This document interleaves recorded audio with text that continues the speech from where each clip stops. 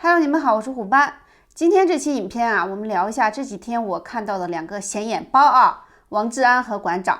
先来说一下王志安，我也想看看他。我刚刚是浏览了一下王志安今天的影片，因为我是看到他的标题说台湾内政部双标啊，我纯属好奇，我倍速看完了他这个影片了，我感觉这次他真的是眼红到变形了呀。法治外衣下的人质，一大把年纪了，看着像个没领到糖果的小孩子一样幼稚。为什么呢？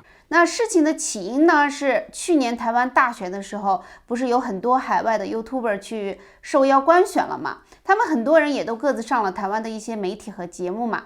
王志安也受邀上了很多个自媒体和节目，惹事的是他在贺龙夜夜秀那个节目上模仿了当时的一位残障人士，因此导致了群情激愤啊。之后呢，台湾的劳动局和移民署对他做出了5年禁止入境台湾的裁定。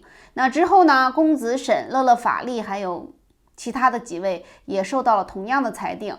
那前一阵呢，除了王志安之外啊，其他的人都解禁了，就是又都可以自由进出台湾了。那陆委会对于解禁这几个人的限制给的理由是说他们是不可多得的外国友人啊，所以我们认为他们是具有特殊技术及经验，台湾所需要的外国朋友。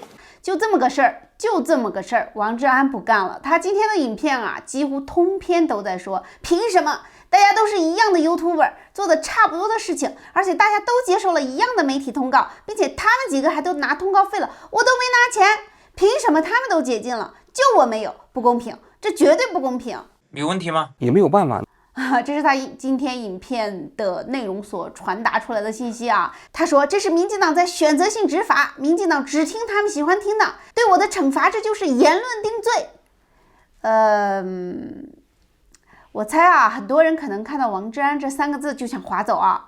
对我而言，我偶尔会把他的影片当新闻稿看，我不看他的评论，我也不欣赏和赞同他的个人立场，但不妨碍我偶尔会把他的影片当新闻稿看。能明白这个意思吗？因为啊，当一个社会事件爆发出来，网络上就会出现众说纷纭、乱七八糟的轰闹啊，让人一时之间没法快速的了解事件的始末。那这个时候，如果王志安发布同样事件的影片的话，我会选择去快速的浏览一下，基本上都能帮我快速并且相对准确的了解那件事情的起因、转折和发展。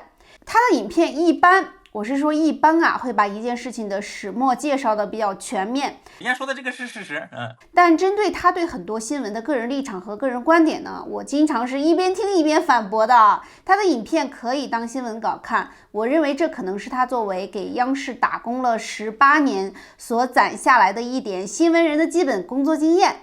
我觉得这使得他的影片内容的新闻性其实是完全合格的，就是你把它当新闻稿看是完全合格的，没毛病啊。但他每一次就一个新闻事件所表达的个人立场和观点方面，我觉得也可能正是因为他给央视打工了18年，导致了一些观念可能渗透进了他的骨髓里，就是他明明知道问题在哪儿，但他觉得那些问题可以被理解，可以被原谅。你打个比方，你自己搁这编的喽，就有一点像有的中老年男性啊会挂在嘴边的那句说天下无不是之父母一样。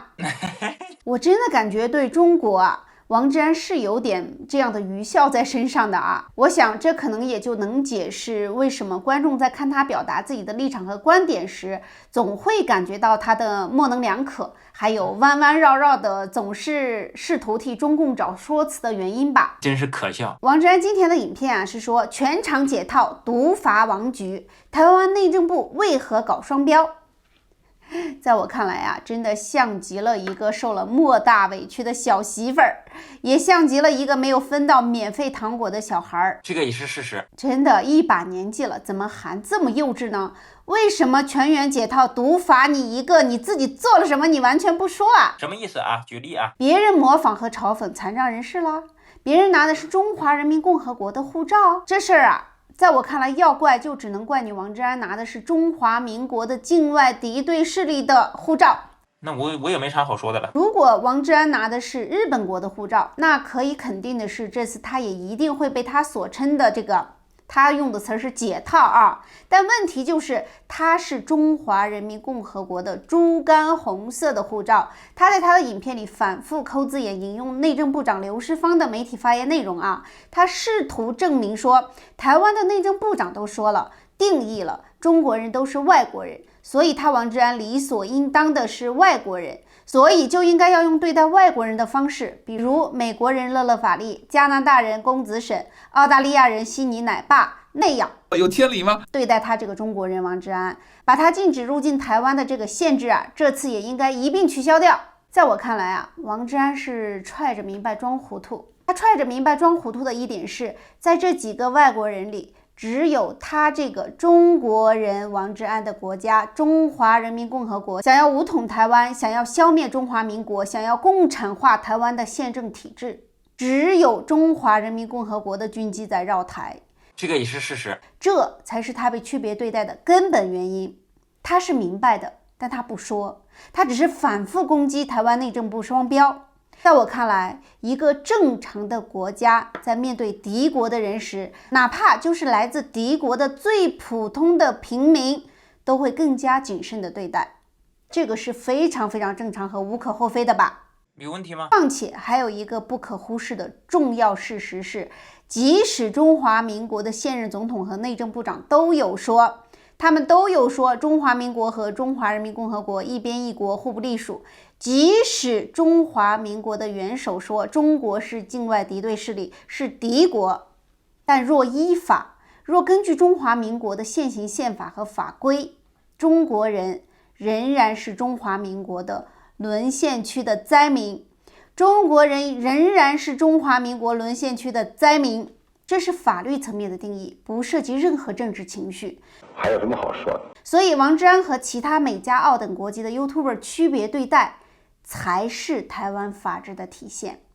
现实是现实，法律是法律，台湾内政部在这一点上分得特别清楚。所以在我看来，这个法治啊，在这个问题上它一点问题都没有。另一个对王志安惩戒的理由，官方文件没有体现，但我觉得仍然很重要的是，王志安没有意识到，或者是他故意在装傻，在自己是一个影响力比较大的自媒体时，公开说出有辱别人或者有辱某个弱势群体的行为或言论，极有可能会引来口诛笔伐，可能会导致被惩戒，这是可以预见的。你不能在你自己发声的时候，你当你自己是一个有影响力的公众人物，待到你祸从口出的时候，你又来要求与众生声音平等，这不是幼稚是什么？所以我今天就留言给王志安，别告了啊，别告了，就因为你是中华人民共和国的护照，所以你耐心等着吧。台湾的法治且好着呢，并没有双标，因为无论是总统还是内政部长的说辞，都不是台湾法治的依据，法律条款才是他们的办案依据。好了好了，行了，我也不想跟你纠缠这种话题。好，接下来我再说一下馆长陈之汉先生啊，真的是一次又一次的发表暴论。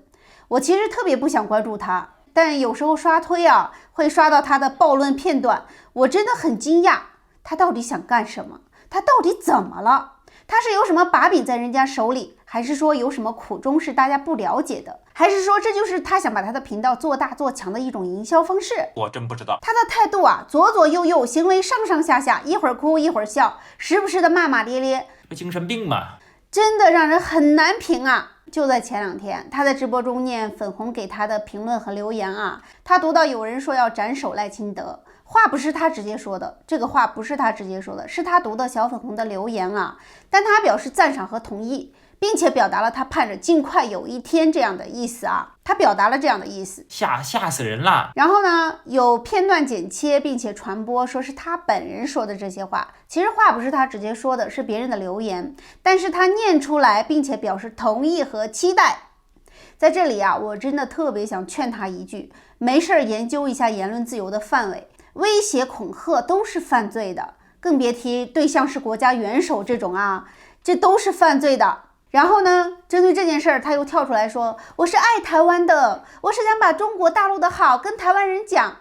我是爱台湾的，我是要把中国大陆的好跟台湾人讲。哎呦，不是哦，在我看来真的不是哦，你是在把中国大陆精心包装出来的名片渲染成制度的优越，来哄骗台湾人。我再重复一句，你是在把中国大陆精心包装出来的名片渲染成整个制度的优越，来哄骗台湾人。这国人主义有什么不好？没有剥削，没有压迫，人人平等，共同富裕，对不对？这精神病嘛。中国大陆哪里好？你说的中国大陆是指上海吗？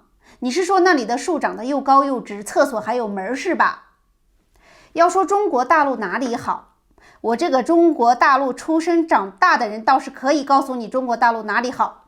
中国大陆社会的既得利益者们过得特别的好，红二代、官二代、党二代、党三代，他们真的过得特别的好。他们不仅仅权力稳，钱多的花不完，走哪儿还都享受特权。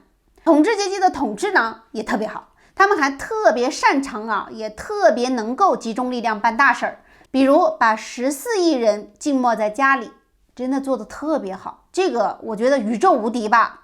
除此之外，你告诉我哪里好？除此之外，你告诉我哪里好？让一小撮既得利益者好，那不叫好；能让大部分普通人过得不错，那才是真的好。你觉得大陆食品安全做得好吗？民生做得好？教育做得好？还是基础建设做得好？因为迷恋基建狂魔的称号，地方政府一个个都是在借钱搞面子工程，债务危机都炸成什么样了？你稍微了解一下可以吗？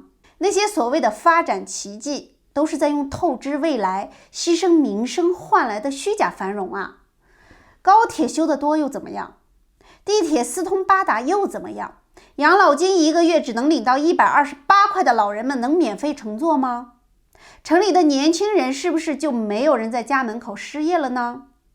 一个社会要是真的好，真的不是看混凝土浇了多少个立方，不是看夜晚的灯光秀有多么的耀眼，而是要看人们过得怎么样，要看大部分的人普遍过着什么样的生活，人们能不能敢不敢抬头说话，会不会担心说了一句什么话，自己苦心经营几年的账号就没了，人就要被请去喝茶了。要看孩子们能不能平等的接受教育，不用为了择校需要拼爹花钱找关系，要看人们生病了能不能看得起医生，需不需要在网上写悲情小作文寻求众筹才能病有所医。如果答案是能，不需要写悲情小作文求同情，那才是真的好。馆长真的不必给台湾人宣传，哇，大陆好繁荣哦，地铁好干净，外卖好便宜，还有这夜景好漂亮啊，真的不必宣传这个。人们活着，教育、医疗、食品安全，哪个不比这些表面的东西更重要、更基础、更亟待满足呢？一定程度上，我其实可以理解馆长，也理解那些想和大陆做生意的人，谁不想日子好一点呢？馆长数次想给小粉红跪下来，求人家不要打。可是和平从来不是求来的呀，是争取来的。台湾人可千万别被他们宣传的表面繁荣给骗了，那是统治阶级，那是统治者刻意打造出来的钢筋水泥的繁荣，并不是真的中国人的繁荣。这个也是事实。提到馆长，提到台湾其实从大罢免结束之后呢，我到现在都没有恢复体力来继续聊台湾的话题，因为我真的特别的伤心，也很失望。同时我也看到台湾内部的分裂比我当时想象的要更加深刻。我曾信心满满的想为他加油，想为他助力，替他呐喊。最后看到不成功的结局时，我是真的沮丧和难过。但现在我又开始鼓励自己，也想鼓励所有爱台湾的人，所有的事儿不能因为困难就放弃，让世界看到台湾，听到台湾，让中国人了解真实的台湾，特别重要。谁都不希望战争，只有那些反社会型人格的变态才想要发生战争。没有，我希望在和平的前提下，台湾人的生活不受影响，台湾的政治体制不被改变，台湾能走向更加美好的未来，这是我一直以来的希望。所以从这个角度上来想，我其实能理解很多不同台湾人的心声，包括馆长。虽然他屡次发表爆款言论抢戏但我仍然是能够理解他的。他想赚钱，他不希望发生战争，他想要和平，他想要在和平的前提下赚大陆的流量钱和通告费，我都能理解。我觉得可能归根到底，他还是吃了没文化的亏，不知道言论自由的边界在哪里，有些话不能说，即使只是在重复直播间反社会分子的言论啊，那也是最好要避免的。这方面我觉得小薇做得不错。小薇在直播间听电话语音啊，对方说在直播的时候像打倒共产党啊这些话不能说，就打倒共产党这5个字播出来，小薇自己吓得一激灵，她赶紧关掉了这个语音啊，她还说一句哦，吓死老子了，喊什么打倒中国共产党啊，刚刚听那个语音吓死老子了。就是他话音刚落，直播就被关闭了，这一点啊，中国好棒棒好自由的馆长他学不会。我从来不愿意落井下石或者与人为敌，但前提是这个人没有也不会伤害任何人。本来应该从从容容有男有女，现在是匆匆忙忙连滚带爬，睁眼说瞎话。你在看见什么了？你在哭什么哭？没出息。